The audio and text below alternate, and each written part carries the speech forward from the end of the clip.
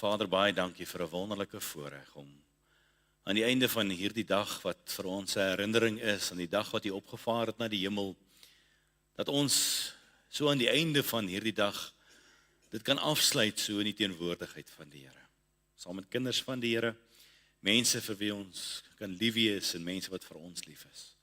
En Here, dankie vir die herinnering wat ons het daaraan dat U is die getroue en soos wat U gegaan het, kom U weer. En dankie dat ons kan weet, Here, dat dit was vir ons goed geweest dat U sou gaan, omdat U ook daardeur vir ons die trooster gestuur het. So Here, ons is vanaand opgewonde omdat ons weet ons koning leef. En omdat ons weet U is steeds besig in ons lewens en U het 'n plan in elkeen van ons se lewe. En Here, in die afgelope tyd is U met ons besig uit U woord uit op 'n wonderlike wyse en sê ons vir U so dankie vir elke stukkie genade uit U hand uit. Dankie dat ons steeds vandag U liefde en U genade kan beleef. En dankie dat ons in hierdie dag kon stil staan en net vir 'n oomblik kon waardeer wat U vir ons gedoen het, Here. Ja, Here, U is vandag op die troon van die hemel. U is vandag in vol beheer van elke deeltjie van hierdie heelal. En daar's niks wat sonder U kan gebeur nie. Ja, Here, soms verstaan ons dit nie eers nie. Eintlik verstaan ons dit nooit nie, Here.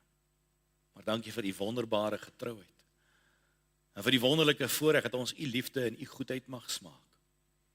So Here, kom vanaand en verkoop ons deur U teenwoordigheid. Voed ons met U woord. En wees U die naprediker van U woord. En Here, help ons om dit diep in ons harte te bære. Sodat ons reg kan kies en reg kan leef voor die Here. Ons is so afhanklik van U as spreker en hoorder.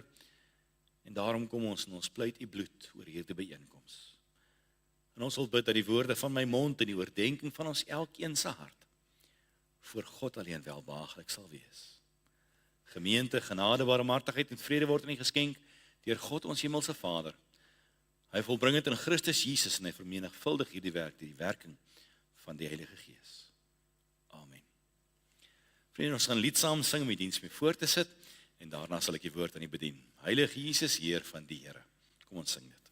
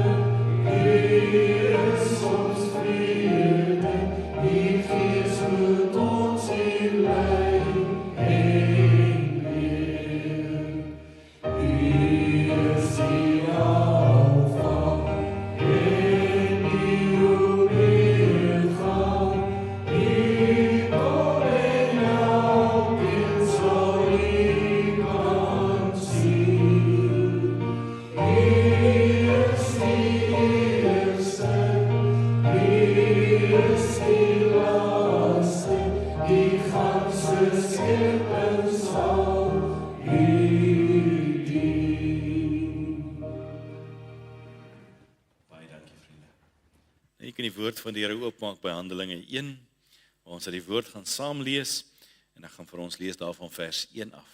'n Ou bekende gedeelte, wat ons baie goed ken, en ek die Here vertrou, om dit maar net weer vir my vars en nuut te kom maak, om dit ook aan U so te kan oordra. Ons lees van vers 1 af. Handelinge 1, vanaf vers 1. Hy sê die eerste verhaal, Theophilus, het ek opgestel oor alles wat Jesus begin doen en leer het, tot op die dag dat hy opgeneem is, nadat hy aan die apostels, wat hy uitverkies het deur die Heilige Gees bevele gegee het, aan wie hy ook na sy lyde hom lewend vertoon het, deur baie kentekens, terwyl hy gedurende 40 dae aan hulle verskyn het en oor die dinge van die koninkryk van God gespreek het. En toe hy nog met hulle saam was, het hy hulle bevel gegee om nie van Jerusalem weg te gaan nie, maar om te wag op die belofte van die Vader. Wat julle het hy gesê van my gehoor het. Want Johannes het wel met water gedoop, maar julle sal met die Heilige Gees gedoop word, nie lank na hierdie dae nie. En wat bymekaar gekom het, vra hy toe en sê: Here, gaan u in hierdie tyd die koninkryk vir Israel weer oprig? En hy antwoord hulle: Dit kom julle nie toe om die tye of geleenthede te weet wat die Vader deur sy eie mag bepaal het nie.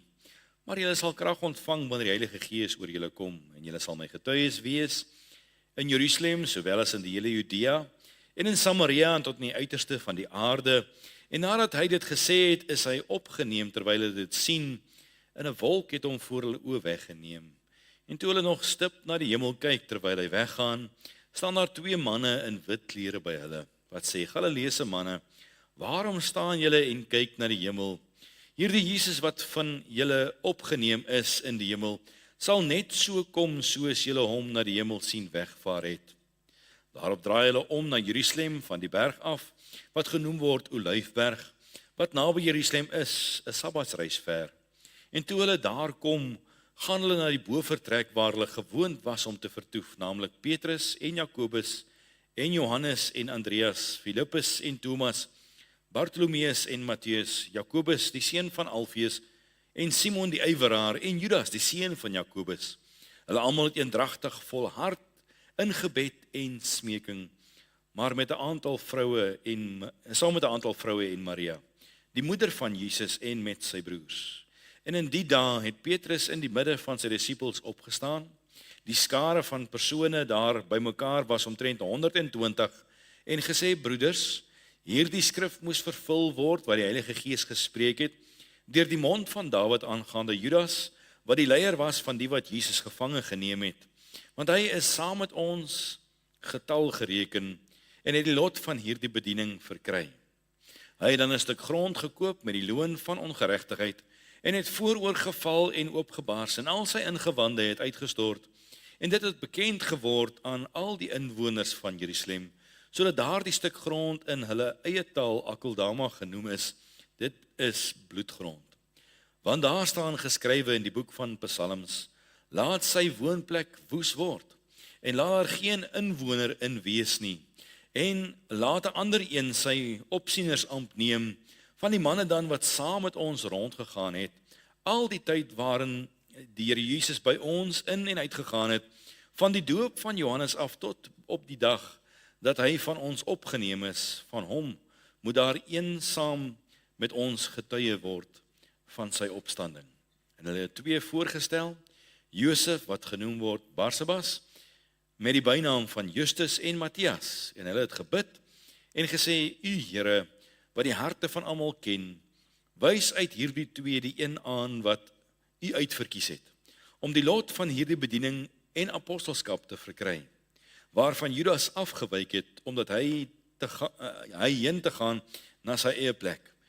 Toe werp hulle die lot, en die lot het op Matthias geval, en hy is gekies om saam met die 11 apostels te wees.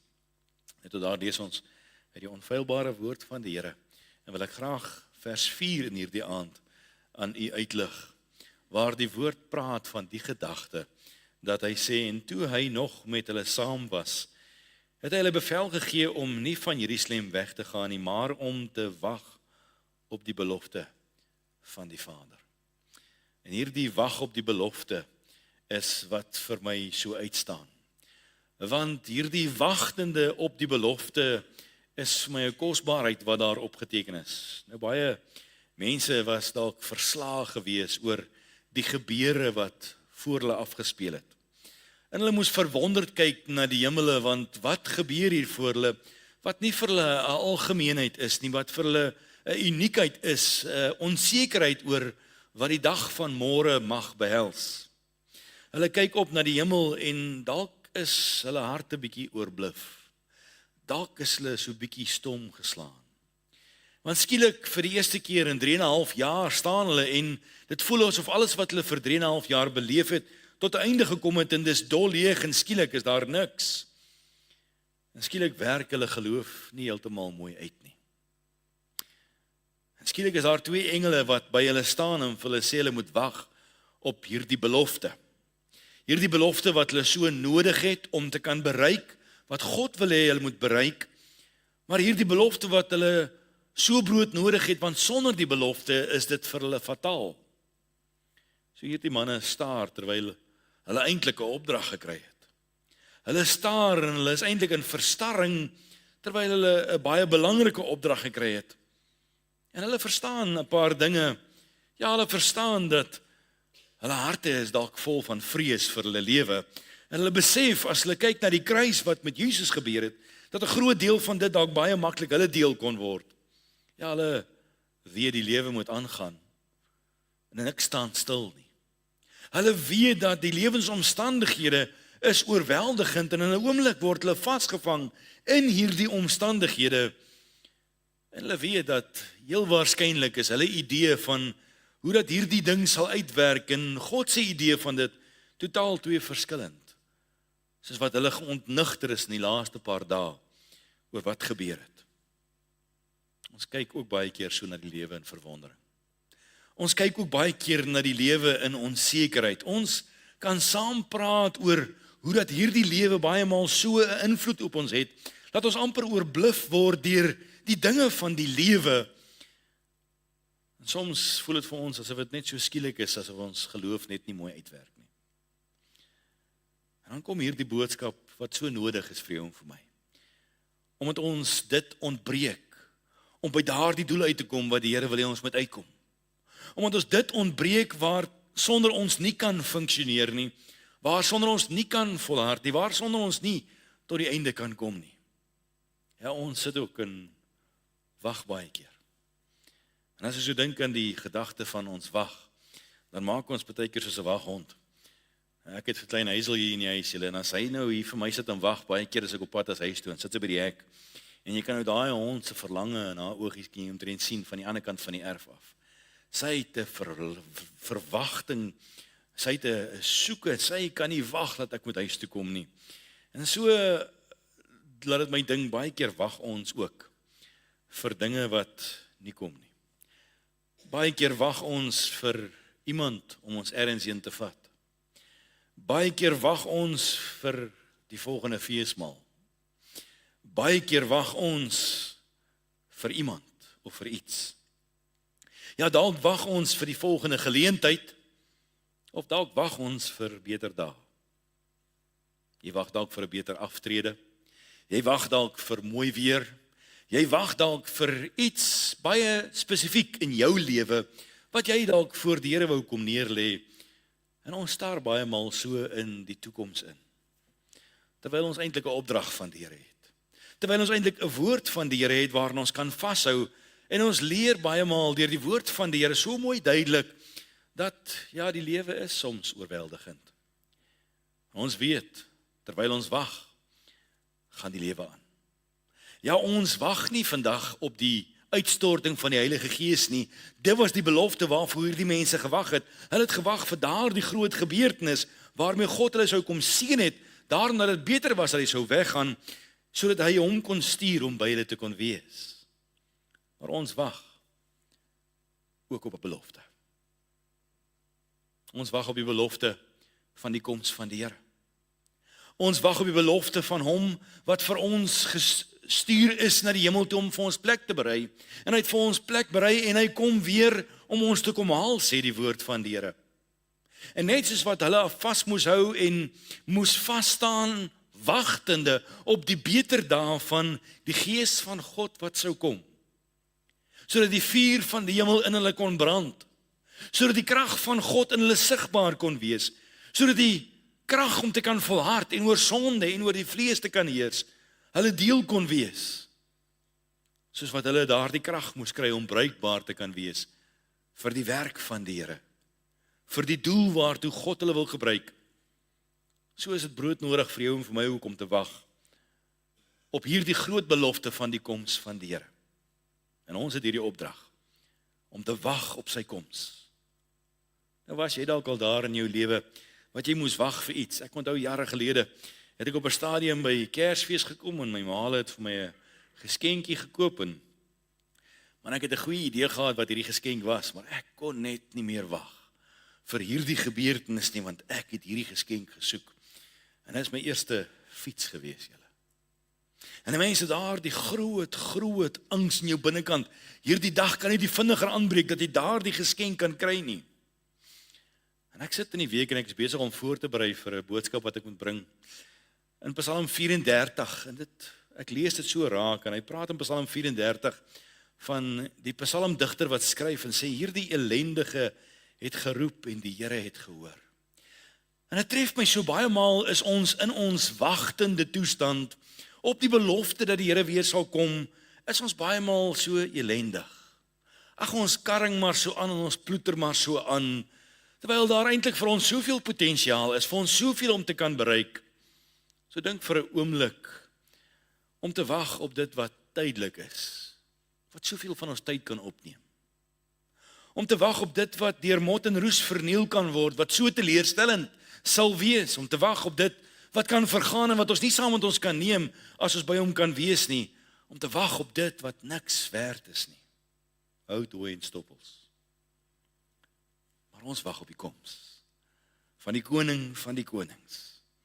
En in ons dag weet ons, dit help nie ons wag vir die politikuste en die ekonome en die werksomgewing en dit help ook nie as ons wag vir familie en vriende nie. Ons kan maar net wag op die Here.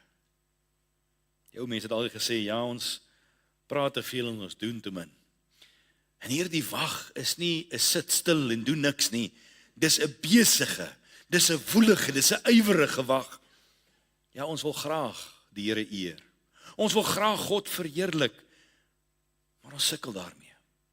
En in hierdie wagtog van ons vir die koms van die Here, wil ons graag die regte lewe leef, die regte pad loop, die regte keuses maak, maar soveel keer laat ons tong ons in die steek, soveel keer laat ons harte ons in die steek, soveel keer laat ons handel en ons wandel ons in die steek, want Paulus sê, wat hy wil doen, doen hy nie, wat hy nie wil doen nie, dit doen hy. So wat verwag jy vandag? Op 14 Mei 2026. Wag jy dalk vir beter dae? Wag jy dalk vir 'n teken uit die hemel uit? Wag jy dalk vir iemand om iets vir jou te doen? Wag jy dalk vir iets groots om te gebeur? Is jou volgende afwagting dalk jou volgende vakansie, jou volgende promosie, jou volgende geleentheid? Terwyl ons wag op baie dinge in die lewe, kan ons soveel meer baat as ons regtig in afwagting is op die koms van hierdie belofte. So kom ons kyk in hierdie gedeelte, terwyl ek en jy wag, sê die woord vir ons in vers 12, daarop draai hulle om na Jerusalem en van die berg af gaan hulle terug soontoe. So die eerste ding, terwyl hierdie mense wagtend is op hierdie belofte, is hulle het omgedraai en teruggegaan na Jerusalem se stad toe. Dat daar die plek waar die afskuwelikhede was van wat afgespeel het in die laaste tyd voor hulle lewe. Hulle kom by daardie plek waarin hulle terugdraai. Dit was die plek gewees waar die teenwoordigheid van die Here Jesus met hulle was. Hy daar vertoef by hulle, hy daar tyd gespandeer, hulle daar die laaste maaltyd gehad, hulle daar lering gehad van die Here af, hulle daar die hand van God in beweging gesien, hulle het gesien wat God die prys vir die mensdom se sonde betaal het. Dis die plek waarin hulle heen gaan, terug na die plek van die kruis toe. Hulle draai om na daardie plek, waarvoor hulle liefde gehad het. Hierdie plek, Jerusalem, is vir almal van hulle 'n profetiese plek. Hulle het 'n groot liefde vir hierdie plek, want dit spreek van die teenwoordigheid van die Here. Hulle draai om na hierdie plek, waar al hulle feeste afgespeel het. Die hele volk het altyd na hierdie plek toe gekom, van Jerusalem stad, om daar die feeste van Jesus te kan deel in. Hulle draai om na hierdie plek waar die tempel was. Die plek van sy teenwoordigheid was. Hulle draai na hierdie plek waar Jesus alles moes wees en waar Jesus op 'n stadium alles sal wees. Hulle draai terug na hierdie plek toe waar die Here Jesus alles kom nuut maak het en alles vir ewig verander het.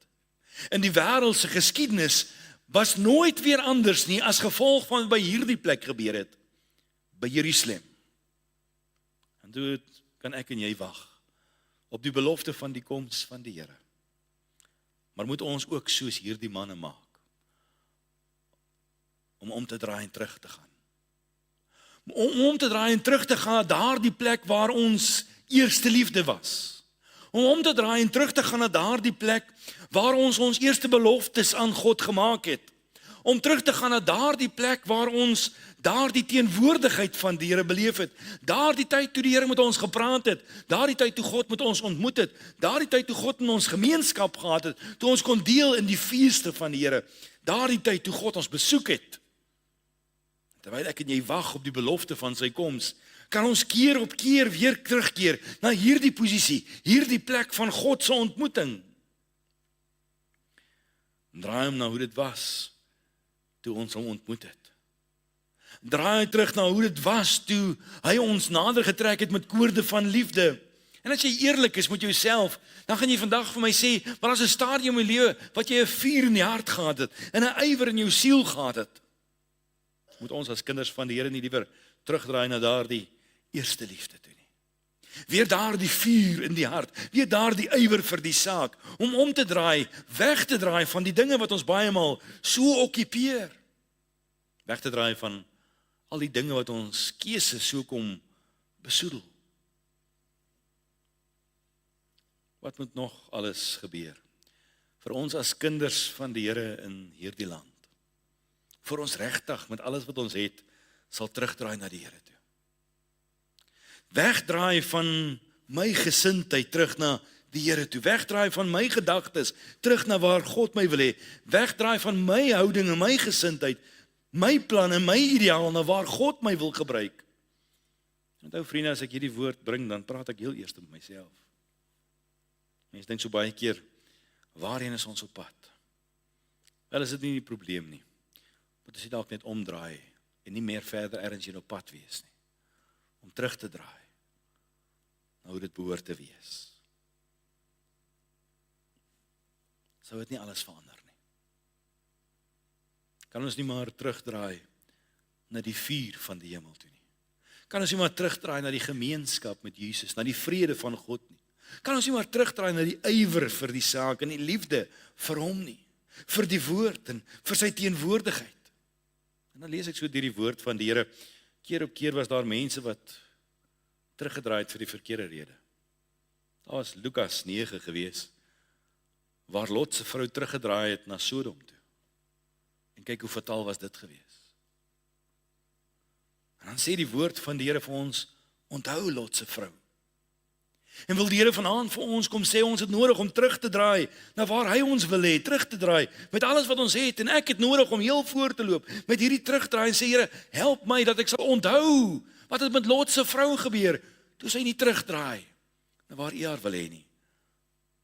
Elke keer wat ek nie terugdraai nie, na waar God my wil hê nie, moet ek onthou wat het met Lot se vrou gebeur.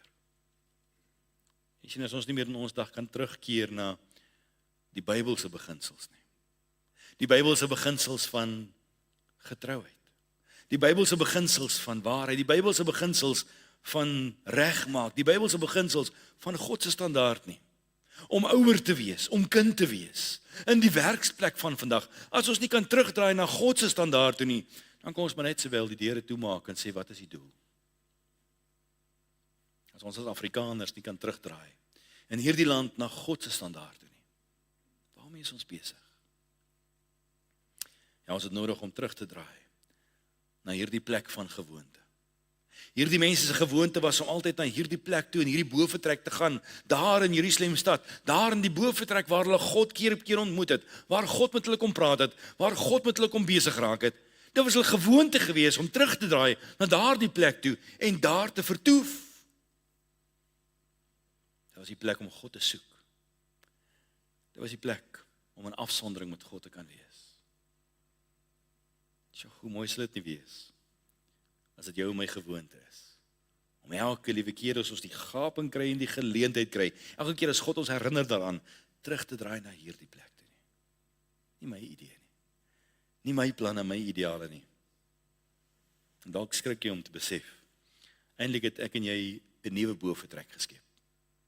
Ja, ons het 'n alternatiewe boefretrek gekry wat so 'n bietjie van my wil in het, so 'n bietjie van my plan in het. Ons moet nie terug gaan soontoe nie. Ons moet terug gaan na daardie plek van gewoonte met die ware God. Ons moet terugkeer na daardie plek waar ons daardie ware krag kan kry, opnuut 'n nuwe krag kan kry, om getuies te kan wees, om die verskil te kan maak. Daardie plek waar ons waarlik weer die vuur kan kry. En as dit ons doel is, dan kan ons wag op hierdie belofte. Dan kan ons besig wees, terwyl ons wag op die belofte, om die heeltyd terug te draai na dit wat regtig saak maak. Daar was niks van goed voel in hierdie boefretrek gewees nie. Nee, hulle was nogal redelik bang. Dalk bang vir hulle lewens. En totdat die vuur van die hemel op hulle afgedaal het en tonge van vuur op hulle geland het, was hulle bang geweest. Daarna eers het die vrees weggeraak en hulle moes terugkeer na daardie plek toe, te midde van die vrese, te midde van die onsekerhede. Daar was hierdie die behoefte aan die Here geweest. En daarom het hulle teruggedraai.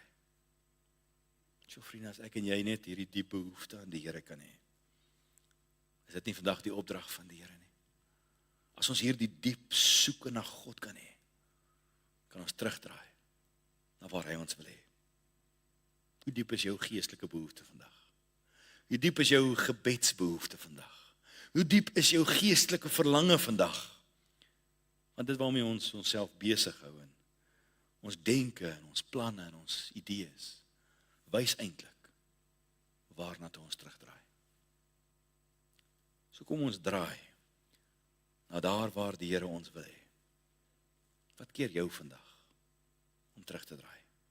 Is dit iets? Is dit iemand? So wat sê Jesus sy disippels? Vir die wat nie wil terugdraai nie. Vir die wat besig raak soos Johannes langs die see. Vir Petrus langs die see. Maar Here, wat van Johannes? Hy sê vir hom, wat gaan dit jou aan? Hulle sê, maar Here, gaan nie dan kom om die koninkryk te kom vestig? Nee, dit kom jou nie toe nie. Fokus jy om terug te kom by hierdie plek, waar dit alles moet gebeur. Ons sien hierdie manne dadelik omgedraai. Hulle het nie lank gevat en geaarsel daaroor nie. Hulle het nie lank getwis daaroor nie. Hulle het nie lank 'n debat gehad oor moet ons teruggaan en watter pad moet ons teruggaan nie. Hulle het gemaak dat hulle terugkom by hierdie plek wat regtig saak maak. Hulle het gesoek na daardie geleentheid. Niks was te ver gewees nie. Niks was te veel gewees nie. Niks het hulle gekeer nie. Ja, dit was 'n sabbatsreis ver gewees. Hulle kon nie omgegee het nie. Hulle het gedoen wat hulle moet doen, want hulle het teruggegaan om by heilige grond te kom. Ek dink aan die dinge waarvan ons moet terugdraai. Dinge wat vir ons so belangrik geword het. So kom ek en jy kies om terug te draai. Na daardie plek waar ons met God kan ontmoet. Dalk plaai dinge jou. Dalk is die ekonomie rof. Dalk is die politiek vir jou te veel. Dalk is die omstandighede te veel. Dalk is mense vir jou te veel. Maar wat gaan dit ons aan? Kom ons draai om te wees waar God ons wil hê. Die tweede een wat vir my uitstaan is in vers 13. Hy sê in vers 13 hierdie woorde, en toe hulle daar kom, gaan hulle na die boefretrek waar hulle gewoond was om te vertoef. En ek sien hierdie mense het na hierdie plek toe gegaan waar hulle 'n verwagting gehad het. Dis hierdie plek gewees waarna hulle uitgesien het. In hierdie boefretrek het hulle gereeld byeengekom. Hierdie is die plek waar hulle saam gebid het, waar hulle skouer geskuur het, waar hulle mekaar sonde bely het, waar hulle mekaar ontmoet het voor die Here. Daar het hulle saam geëet, daar het hulle saam gefees, daar het hulle saam gewees die heeltyd. Daar was hulle in afsondering voor die Here, weg van die wêreld af. Nie in die wêreld se norme nie, nie in die wêreld se standaarde nie, maar afgesonder omdat hulle God se aangesig soek. En hulle boefretrek was hierdie plek gewees waar hulle verwagting van God afgehad het. Ja, hulle het vir baie lank, vir 3,5 jaar, het hulle saam met Jesus rondgeloop, maar hulle verwagting was baie keer van mekaar af gewees. Hulle het baie keer in daardie 3,5 jaar gestry en beklei oor wie's die belangrikste en wie's die grootste en wie's die beste en wie's reg en wie's verkeerd. Maar in hierdie bofortrek is dit die plek waar hy alles anders kom maak het. En dit was hulle verwagting gewees, om weer opnuut alles te kom anders maak, om weer opnuut alles te kom nuut maak. Dit was hulle skuilplek by die Allerhoogste. Dit was die plek waar hulle vertoef het. En hulle het 'n verwagting van God alleen gehad. Hierdie manne was dalk nog bang vir hulle lewens, ja. Dalk nog bang vir die wet en vir die soldate, bang vir al die what-ifs. En dis juist waarom hulle na hierdie bofortrek toe gegaan het. Dis juist waarom hulle na hierdie plek toe gegaan het, teruggedraai het na hierdie plek toe van verwagting in die Here. Ja, terwyl hulle wag op 'n groot belofte, terwyl hulle wag op groot werk van die Here af, vlug hulle na hierdie plek toe, om nie meer 'n verwagting van die soldate te hê nie meer 'n verwagting te hê van die keiser, of van die tempel, of van enige iemand nie, maar 'n verwagting van hom alleen. Omdat hulle nie sterk was in hulle self nie, en geen verwagting meer gehad het in die wêreld nie, kon hulle verwagting gehad het van God af. En so vriende, hoe mooi sal dit nie wees, as ek en jy ons enigste verwagting van God af sou hê nie. Hierdie bofortrek is die plek waar hy vir hulle vuur gebring het en krag gebring het, en hulle het hier verwagting dat hy hierdie ding vir hulle gaan waarmaak, want as hy dit vir hulle doen, sal hulle krag ontvang om getuies te kan wees, om te kan werk en om te kan ywer. Daar in daardie bofortrek is daar nie 'n verwagting van die ekonomie nie. Daar's nie 'n verwagting van mense nie. Daar's nie 'n verwagting van dinge nie. Daar's 'n verwagting van die teenwoordigheid van die Here. Wat 'n ontmoetingsplek. En hierdie mense het 'n besonderse verwagting gehad na dit. En ek dink baie maal ons sukkel deur die lewe. En ons raak, soos wat Psalm 34 sê, eintlik so half elendig in ons wagtende toestand, omdat ons baie keer 'n verwagting het van baie ander dinge eerder as van die Here. Hulle was behoeftig geweest aan gemeenskap onder mekaar. Hulle was behoeftig geweest na gemeenskap met die Here en die Gees van God. Hulle was begeerig geweest na die belofte wat God vir hulle gegee het. En het 'n verwagting gehad dat God dit sal kom waarmaak. So vriende, terwyl ons wag op die belofte van sy koms, wat is ons verwagting vandag? Hoe sien ons die koms van die Here vandag? Want ons verwagting van die koms van die Here gaan bepaal hoe ons gaan leef, gaan bepaal waarmee ons nou gaan besig wees, gaan bepaal wat ons gaan toelaat, gaan bepaal wat ons mee sal laat besoedel. En terwyl ons wag op die belofte van sy koms, kan ons hierdie verwagting kweek. So wat vanaand die verwagting wat jy in jou hart dra in jou gebedslewe van die Here? Wat 'n verwagting het jy in jou diepste wese vandag om God te vertrou, om jou te laat groei in gebed, om te groei in getuienis, om te groei in dienswerk, in ywer? Wat 'n verwagting het jy vandag van die Here om te groei in kennis? Wat 'n verwagting het jy vandag van die Here om te groei in die geloof, om hierdie pad te volhard en te volëindig? Wat 'n verwagting het jy vandag vir die gemeenskap saam met die kinders van die Here? By hierdie afsonderingsplek, by hierdie plek waar ons met skouers skuur, by hierdie plek waar dit soms vir ons so besig kan word met soveel dinge, maar terwyl ons wag op die koms van die Here, moet ons verwagting van God alleen bly. En hoe sterk ek ook al in die gees mag wees, sê eintlik wat my verwagting is. Ja, ons is swak in onsself. Ons is swak in ons menswees, ons is swak in ons vlees, maar daar is 'n vuur in die hart, wat ons dring om 'n verwagting te hê, en 'n liefde te hê, en gedring te word daardeur. Het ek en jy waarlike verwagting vir herlewing, soos ons die naweek gehoor het? Is ons bereid om die kring rondom onsself te kom trek en sê, Here, ek verwag dat U by my sal begin? Het ons waarlik die verwagting van die vuur van die hemel om te kom wegbrand alles wat nie van die Here af is nie? En ek sê weer, hierdie boodskap is heel eerste vir my. Want hy wil elkeen van ons verwagtinge oortref.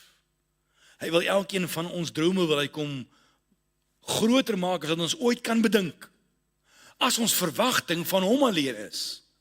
Maar baie maal is ons verwagting meer oor die volgende vakansie en die volgende bonus. In die volgende lekker ete, in die volgende lekker kuier. Wat is jou verwagting van die komende Pinkstertyd? Wat is jou verwagting van die besoeking van die Here? Wat is jou verwagting van die volgende keer as jy die woord van die Here oopmaak en hy die woord van God uitlees? Dis vir my verstommend, elke keer as jy die woord oopmaak, praat God met my. Wat is jou verwagting? Wanneer God jou moet oortuig van verkeerd. So terwyl ek en jy wag op hierdie belofte, dat hy weer gaan kom. Wat verwag ons? Want ja, vriende, ons mag verwag. Ja, ons mag nie dinge van die vlees begeer nie, maar ons mag begeer om 'n verwagting van God te hê, om ons te besoek deur sy Gees en ons te oortuig van ons sonde en ons te lei in die volle waarheid. Ons mag dit verwag van God. Dis die wil van die Here. Dan sien ek derdens. Ons lees in vers 14, hy sê, julle almal het eendragtig volhard in gebed en smeking, saam met 'n aantal vroue en Maria en die moeder van Jesus en met sy broers. So die derde ding, terwyl hierdie mense gewag het op hulle belofte, is hulle het gewag met volharding en hulle het saam gestry.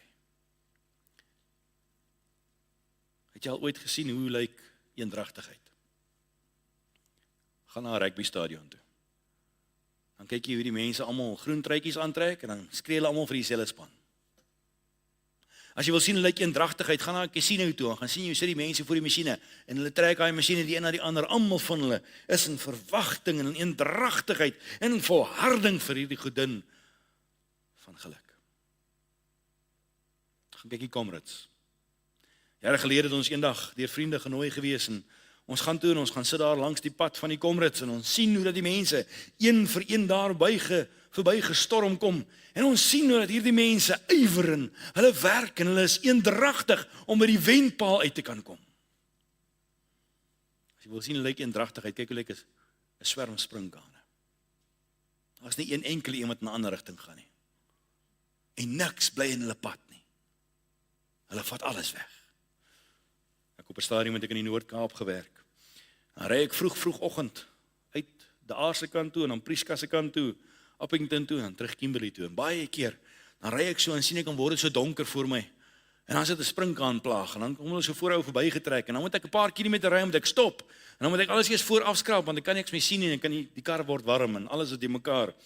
Want al het hom sprinkaan is almal op pad in een rigting. Almal is geoefen vir daardie een doel. Almal is ingestel op daardie een doel. Almal is toegerus vir daardie een doel. Almal is gefokus op daardie een werk. Nie een enkele persoon hardloop die Comrades om met die doel om halfpad te kom nie. Nie een enkele persoon begin ywer om 'n ding gedoen te kry, maar stop halfpad nie. En het maak nie saak wat die kondisies is nie. So vriende, hoe volhardend is ons om saam te stry? Baie keer stry ons met mekaar. Baie keer stry ons met onsself. So wat sal ek en jy vandag kan doen as ons kan volhard as 'n eenheid? Om saam te stry. Want weet jy wat vriende? Die einde is naby. Dis nie meer jare nie, dis nie meer eeue nie, dis so naby. En is eintlik verskriklik as 'n mens dink aan die gedagte, want terwyl ons wag juis op hierdie gebeurtenis, is dit hierdie prentjie wat my eintlik getref het. As ons na die prentjie kyk, dan dink ons vir onsself baie keer, nee, ek wil nie daai ou vat nie. Hy praat nie my taal nie, hy lyk nie soos ek nie, hy doen nie soos ek nie. Ek wil nie daai ou wees nie. So ek sal volhard, maar ek gaan nie saamstry nie. Of dalk kyk ons baie keer na iemand wat besig is om te probeer volhard en ons spot met mekaar. Ag, kyk hoe kruip hulle, kyk hoe sukkel hulle, kyk hoe in plaas van om volhardend saam te stry. Maar mag die Here ons help om volhardend saam te stry vir die einde. om volhardend saam te stry vir die geleentheid, om dit te doen met oorgawe, met blydskap, vir die wonderlike voorreg wat ek en jy het, om te kan weet, God se belofte is waar, soos wat hy gegaan het, so gaan hy weer kom. So wat het gebeur met ons as kinders van die Here? Het die wêreld ons ingesluk?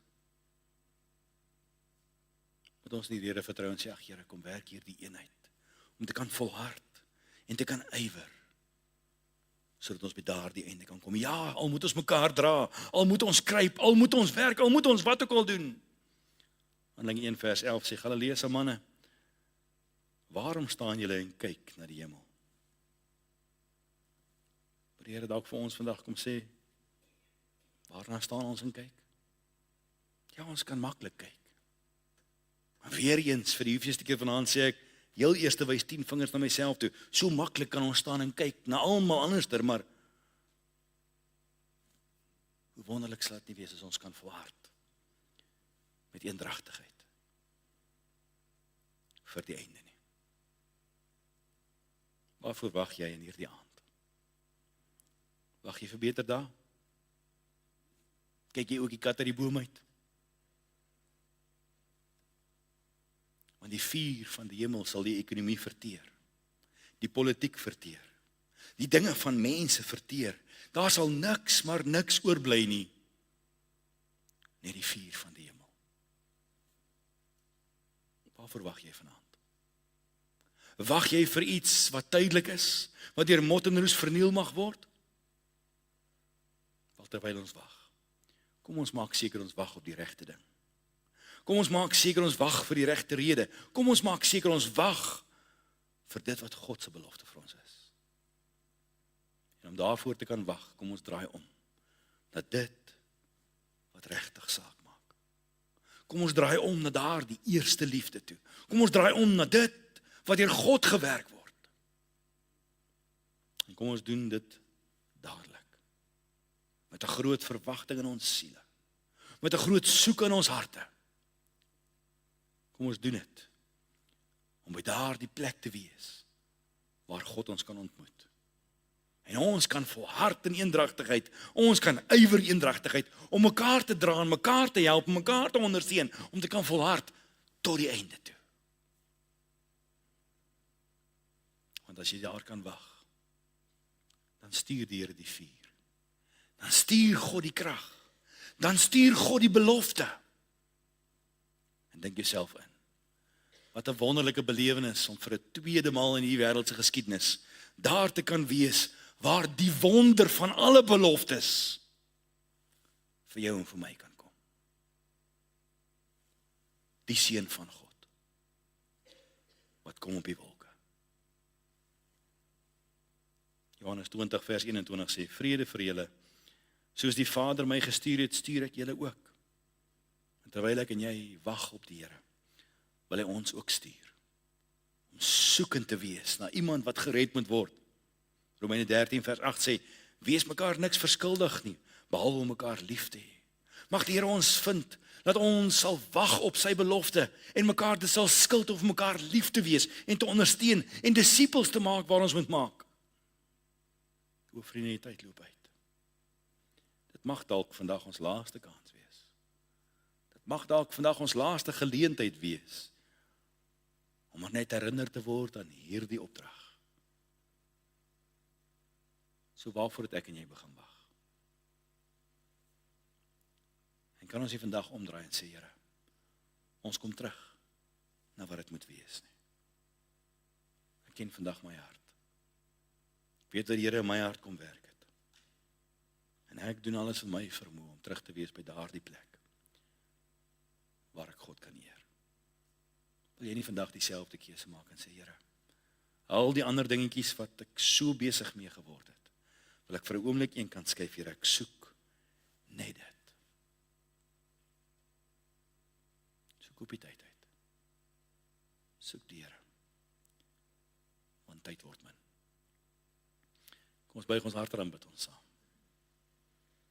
Ag Vader, wat 'n wonderlike voorreg het ons om vanaand ons harte voor U te kan buig. Ja, Here, U is die gewer van elke goeie gawe. En Here, U het ons die opdrag gegee om te wag op die belofte van U koms. Ja, soos wat U die belofte gegee het van U Gees, het U vir ons beloof dat U weer gaan kom. En Here, ons kan vanaand kies om terug te draai na daardie plek van ontmoeting. Terug te draai na daardie plek van oortuiging. Terug te draai na daardie plek van versoening. Terug te draai na daardie plek van U kruiswerk vir my. Here, help ons om 'n verwagting te hê in ons siele, sodat U met ons sal besig wees en sal besig bly. Help ons, Here, om werklik waar by daardie plekkie te wees, om niks anders toe te laat, Here, maar dat ons eendragtig saam sal stry, om volhardend te ywer tot die einde toe. Ja, Here, as ons mekaar moet dra, help ons om mekaar te dra. As ons mekaar moet ondersteun, help ons om mekaar te ondersteun. Here, help ons om getrou te wees, totdat ons U belofte deelagtig word, wanneer U ons kom haal.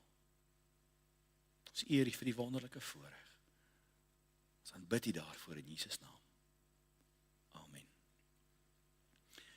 Vriende, ek gaan U nooi om te staan, dan gaan ons 'n lied saam sing. Hou jou oë op die wolke, kyk hoe skyn die strale van die son. Kom ons sing dit lekker saam.